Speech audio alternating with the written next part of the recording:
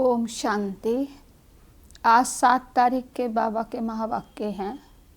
आज बाबा सबसे पहले सिकी लदे शब्द का अर्थ बता रहे हैं कि तुम बच्चे बहुत समय के बाद बाप से मिलते हो, तो इसलिए बाबा बच्चों को रोज़ ही सिकी लदे बच्चे कहते हैं, मेरे मीठे मीठे सिकी लदे बच्चे। फिर बाबा कह रहे हैं बच्चे अपनी अवस्था को निश्चिंत बनाना है, किसी भी बात में फिक्र चिंता नहीं करनी है। ड्रामा बना बनाया है, दुख सुख निंदा स्तुति मान अपमान सब में समान रहना है। बीती बातों का चिंतन नहीं करना, जो बीता सो ड्रामा। ड्रामा के पाठ को बाबा पक्का करा रहे हैं। फिर बाबा कह रहे हैं बच्चे अपनी अवस्था को देखना है, चेक करना है कि हम ऐसे तो कोई कड़वे बोल नहीं बोलते जो किसी को दुख हो, और मीठा बोलना है, सदा एक रस अवस्था बनानी है, खीर खंड होकर के रहना है। तो जितना आपस में खीर खंड होकर के रहेंगे उतना अपने लिए भी सुख का अनुभव करते रहेंगे जीवन में, और दूसरों को भी सुख देते रहेंगे। तो सुखदायी आत्मा बनना है, खीर खंड होकर रहना है। तो आज सार है मुरली का, मीठे बच्चे बहुत समय के बाद फिर से बाप से मिले हो, इसलिए तुम बहुत बहुत सिकी लदे हो। प्रश्न, अपनी स्थिति को एक रस बनाने का साधन क्या है? उत्तर है सदा याद रखो जो सेकंड पास हुआ ड्रामा, कल्प पहले भी ऐसे ही हुआ था। अभी तो निंदा स्तुति मान अपमान सब सामने आना है, इसलिए अपनी स्थिति को एक रस बनाने के लिए पास्ट का चिंतन मत करो। ओम शांति। रूहानी बच्चों प्रति रूहानी बाप समझा रहे हैं। रूहानी बाप का नाम क्या है? शिव बाबा। वह सब रूहों का बाप है। सब रूहानी बच्चों का नाम क्या है? आत्मा। जीव का नाम पड़ता है, आत्मा का नाम वही रहता है। यह भी बच्चे जानते हैं। सत्संग ढेर है, यह है सच्चा सच्चा सत्य का संग, जो सत्य बाप राजयोग सिखाकर हमको सतयुग में ले जाते हैं। ऐसे और कोई भी सत्संग व पाठशाला नहीं हो सकती, यह भी तुम बच्चे जानते हो। सारा सृष्टि का चक्र तुम बच्चों की बुद्धि में है। तुम बच्चे ही स्वदर्शन चक्रधारी हो। बाप बैठ समझाते हैं यह सृष्टि चक्र कैसे फिरता है। किसको भी समझाओ तो चक्र के सामने खड़ा करो। अब तुम इस तरफ जाएंगे।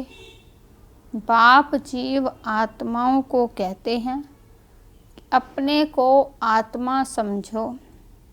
यह नई बात नहीं, जानते हो, कल्प कल्प सुनते हैं, अब फिर से सुन रहे हैं। तुम्हारी बुद्धि में कोई भी देहधारी बाप टीचर गुरु नहीं है। तुम जानते हो विदेही शिव बाबा हमारा टीचर गुरु है, और कोई भी सत्संग आदि में ऐसी बात नहीं करते होंगे। मधुबन तो यह एक ही है, वो फिर एक मधुबन वृंदावन में दिखाते हैं। वह भक्ति मार्ग में मनुष्यों ने बैठ बनाए हैं। प्रैक्टिकल मधुबन तो यह है, तुम्हारी बुद्धि में है कि हम सतयुग से लेकर पुनर्जन्म लेते लेते अभी संगम पर आकर खड़े हैं पुरुषोत्तम बनने के लिए। हमको बाप ने आकर स्मृति दिलाई है। 84 जन्म कौन और कैसे लेते हैं वह भी तुम जानते हो। मनुष्य तो सिर्फ कह देते हैं, समझते कुछ भी नहीं हैं। बाप अच्छी रीति समझाते हैं। सतयुग में सतो प्रधान आत्माएं थी, तो शरीर भी सतो प्रधान थे। इस समय तो सतयुग नहीं है, यह है कलयुग। गोल्डन एज में थे, फिर चक्कर लगाकर पुनर्जन्म लेते लेते हम आयरन एज में आ गए हैं। फिर से चक्कर जरूर लगाना है। अभी जाना है अपने घर। तुम सिकिल अदे बच्चे हो ना। सिकिल अदे उनको कहा जाता है जो गुम हो जाते हैं और फिर बहुत समय के बाद आकर मिलते हैं। तुम 5000 वर्ष के बाद आकर मिले हो। तुम बच्चे ही जानते हो। यह वही बाबा है जिसने 5000 वर्ष पहले इस सृष्टि चक्र का हमको ज्ञान दिया था, स्वदर्शन चक्रधारी बनाया था। अभी फिर से बाप आकर मिले हैं जन्म सिद्ध अधिकार देने के लिए। यहाँ बाप रियलाइज कराते हैं इसमें आत्मा के 84 जन्मों की रियलाइजेशन आ जाती है। ये सब बाप बैठ समझाते हैं जैसे 5000 वर्ष के बाद 5000 वर्ष पहले भी समझाया था मनुष्य को देवता या कंगाल को सिरताज बनाने के लिए। तुम समझते हो हमने 84 पुनर्जन्म लिए हैं। जिन्होंने नहीं लिए हैं वह यहाँ सीखने के लिए आएंगे भी नहीं। कोई थोड़ा समझेंगे, नंबरवार तो होते हैं ना। अपने अपने घर गृहस्थ में रहना है। सब तो यहाँ नहीं आकर बैठेंगे। रिफ्रेश होने वह आएंगे जिनको बहुत अच्छा पद पाना होगा। कम पद वाले जास्ती पुरुषार्थ भी नहीं करेंगे। ये ज्ञान ऐसा है, थोड़ा भी पुरुषार्थ किया तो वह भी व्यर्थ नहीं जाएगा, सजा खाकर आ जाएंगे।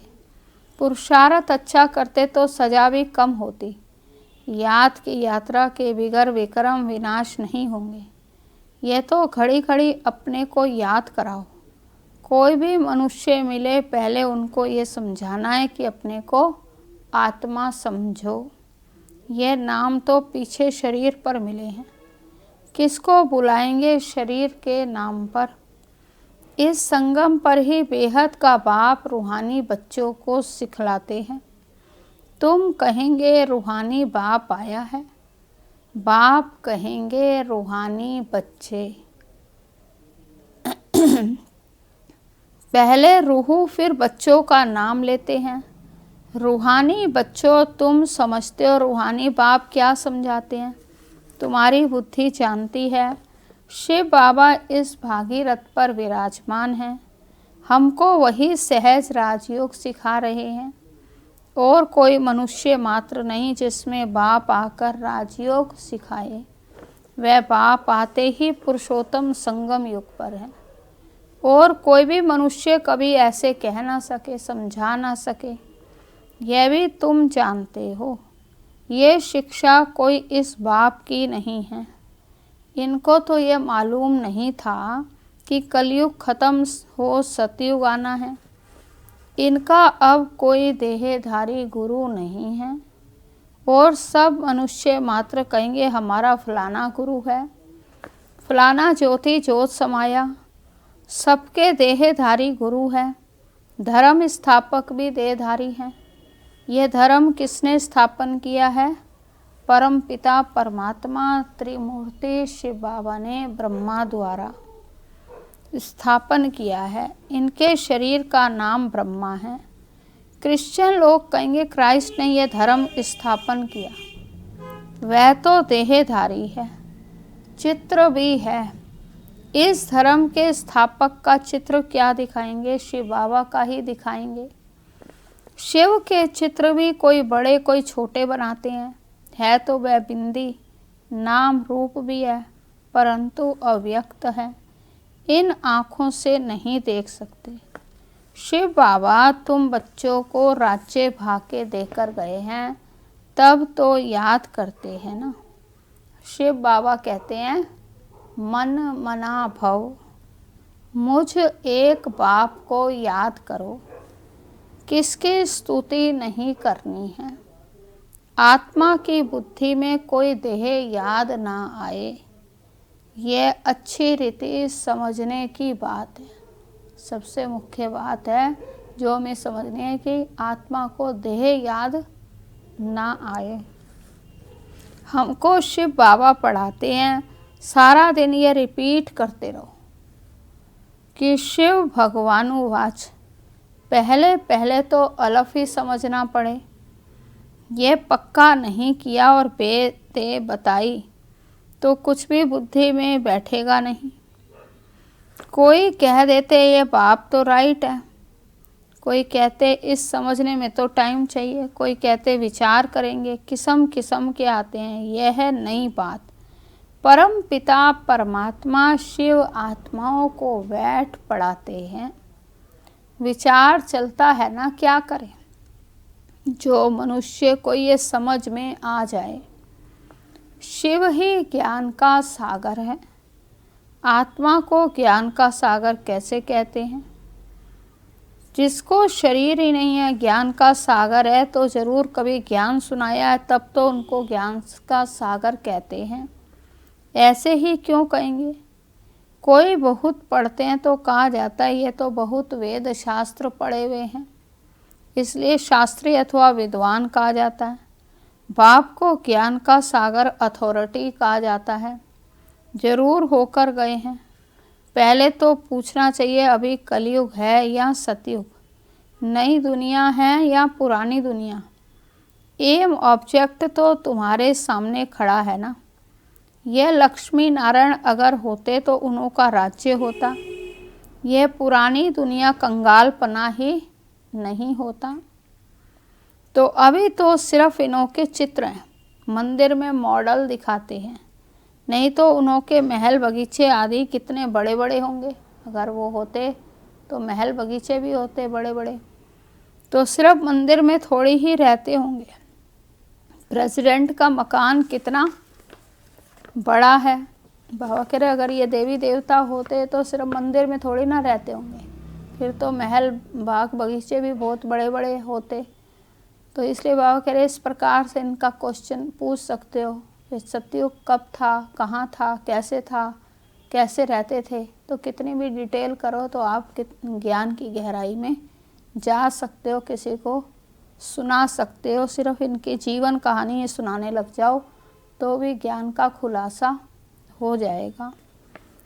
तो देवी देवता हैं तो बड़े बड़े महलों में रहते होंगे ना, बहुत जगह होगी ना, वहाँ ठहरने आदि की कोई बात ही नहीं होती। सदैव फुलवाड़ी रहती है, कांटे होते ही नहीं, वह है ही बगीचा। वहाँ तो लकड़ियाँ आदि जलाते नहीं होंगे, लकड़ियों में धुआं होता है तो दुख फील होता है।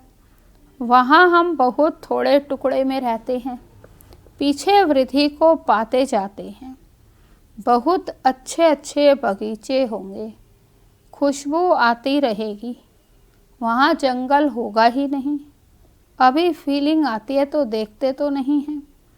तुम ध्यान में बड़े बड़े महल आदि देख के आते हो, वहाँ तो वह तो यहाँ बना नहीं सकते। साक्षात्कार हुआ फिर गुम हो जाएगा। साक्षात्कार किया तो है ना। राजाएं प्रिंस प्रिंसेज होंगे, बहुत रमणीक स्वर्ग होगा। जैसे यहाँ मैसूर आदि रमणीक है, ऐसे वहाँ बहुत अच्छी हवाएं लगती रहती हैं, पानी के झरने भी बहते रहते हैं। आत्मा समझती हम अच्छी अच्छी चीज़ें बनाएं। आत्मा को स्वर्ग तो याद आता है ना। तुम बच्चों को रियलाइज होता है क्या क्या होगा, हम कहाँ रहते होंगे। इस समय ये स्मृति रहती है। चित्रों को देखो, तुम कितने खुश नसीब हो। वहाँ दुख की कोई बात ही नहीं होगी। हम तो स्वर्ग में थे, फिर नीचे उतरे हैं, अब फिर स्वर्ग में जाना है। कैसे जाएं? रस्सी में लटक कर जाएंगे क्या? हम आत्माएं तो यहाँ रहने वाली हैं शांति धाम की। बाप ने स्मृति दिलाई है, अब तुम फिर देवता बन रहे हो और दूसरों को बना रहे हो। कितने घर बैठे भी साक्षात्कार करते हैं। बांधेलियों ने कभी देखा थोड़ी है कैसे आत्मा को उछल आती है। अपना घर नज़दीक आने से आत्मा को खुशी होती है। समझते हैं बाबा हमको ज्ञान देकर श्रृंगारने आए हैं। आखिरिन एक दिन अखबारों में भी पड़ेगा।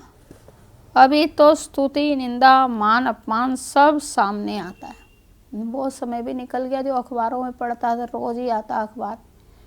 तो अब तो और भी समय आगे बढ़ता जा रहा है। कल पहले भी ऐसे हुआ था। जो सेकंड पास हो गया उसका चिंतन नहीं होता। अखबारों में कल पहले भी ऐसे पढ़ा था।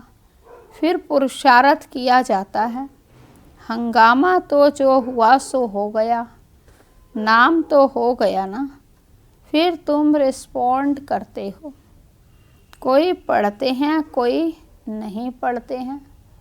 फुर्सत नहीं मिलती है तो और कामों में लग जाते हैं।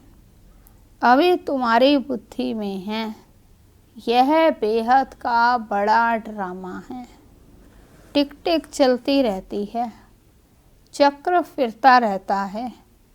एक सेकंड में जो पास हुआ फिर 5000 वर्ष बाद रिपीट होगा। जो हो गया सेकंड बाद ख्याल में आता है यह भूल हो गई, ड्रामा में नूंद गया। कल पहले भी ऐसे ही भूल हुई थी, पास्ट हो गई। अब फिर आगे के लिए ऐसा नहीं करेंगे। पुरुषार्थ करते रहते हैं। तुमको समझाया जाता है घड़ी घड़ी यह भूल अच्छी नहीं है, यह कर्म अच्छा नहीं है। दिल खाती होगी हमसे ये खराब काम हुआ। बाप समझानी देते हैं ऐसे नहीं करो। किसको दुख होगा मना की जाती है। बाप बतला देते हैं ये काम नहीं करना है। बिगर पूछे चीज़ उठाया उसको चोरी कहा जाता है। ऐसे काम मत करो, कड़वा मत बोलो। आजकल दुनिया देखो कैसी है। कोई नौकर पर गुस्सा किया तो वह भी दुश्मनी करने लग पड़ते हैं। वहाँ तो शेर बकरी भी आपस में खीर खंड होकर रहते हैं। उस दुनिया और इस दुनिया की बात बता रहे हैं बाबा कि बाबा कहते कोई ऐसा काम नहीं करना, कोई बिना पूछे चीज़ उठा के नहीं खानी है, कड़वा नहीं बोलना है। और सतयुग में तो कितना खीर खंड वाला हिसाब होता है कि शेर बकरी भी एक घाट पर पानी पीते हैं। तो सतयुग में सब मनुष्य आत्माएं आपस में खीर खंडी रहती हैं और इस रावण की दुनिया में सब मनुष्य लून पानी होते हैं। बाप बच्चा भी लून पानी। काम महाशत्रु है ना। लून पानी माना खारापन आ जाता है जब मन में, तो बनती नहीं है आपस में, उसका मुँह उधर उसका मुँह उधर, तो उसको बाबा कहते हैं लून पानी होना। तो काम कटारी चलाए एक दो को दुख देते हैं। ये सारी दुनिया लून पानी है। सतयुगी दुनिया खीर खंड है। इन बातों से क्या जाने। मनुष्य तो स्वर्ग को लाखों वर्ष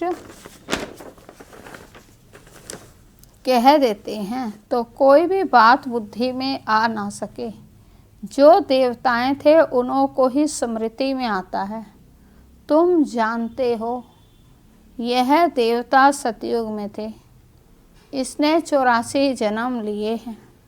वही फिर से आकर पड़ेंगे और कांटों से फूल बनेंगे। यह बाप की एक यूनिवर्सिटी है। इनकी ब्रांचेस निकलती रहती हैं। खुदा जब आएगा तब उनके खिदमतगार बनेंगे, जिनके द्वारा खुदा खुद राजाई स्थापन करेंगे।